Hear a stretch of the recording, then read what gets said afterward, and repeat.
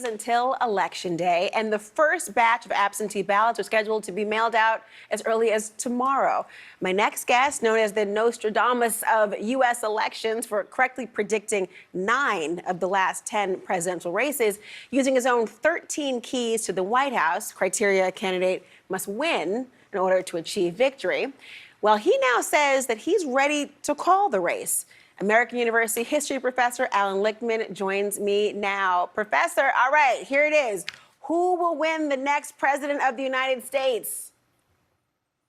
According to the keys to the White House, which have been right for 40 years, we are going to have a precedent-breaking victory. Kamala Harris will be president of the United States. Now, I'm looking at the true keys, the false keys, and you have some TBDs on the screen as well. Under your criteria, Harris obtains 8 keys, the minimum, by the way, to win, according to you. But can any of these keys potentially flip before the election? I mean, you got social unrest. If that breaks out, have you ever changed your prediction?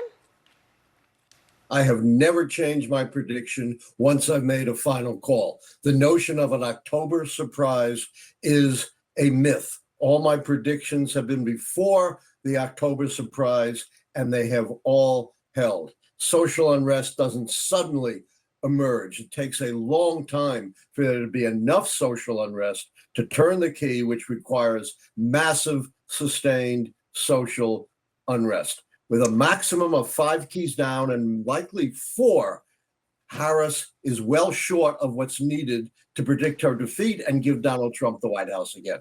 Your method is unconventional. I mean, you have battleground states, and those polls show a much tighter race than what you're describing. And even the Bulwark's Jonathan Last calls your approach, I'm quoting here, nothing more than parlor tricks and folkways, the political equivalent of wearing garlic to protect yourself from vampires.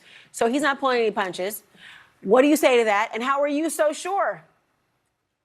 Sour grapes. Whenever you're unconventional, and I go against the pundits and the pollsters, as I did when I called Donald Trump in 2016, you are going to get those sour grapes critics. You cannot predict 9 of 10, and I would say 10 of 10, because I think I was right about 2000, because based on the intention of voters, Al Gore should have won that election going away, as I proved in my report to the U.S. Commission on Civil Rights. But you can't, with parlor tricks, pick 9 out of 10 or 10 out of 10 winners. Plus, my system is based on the structure of how American presidential elections really work, not on ephemeral polls or off the top of the head punditry.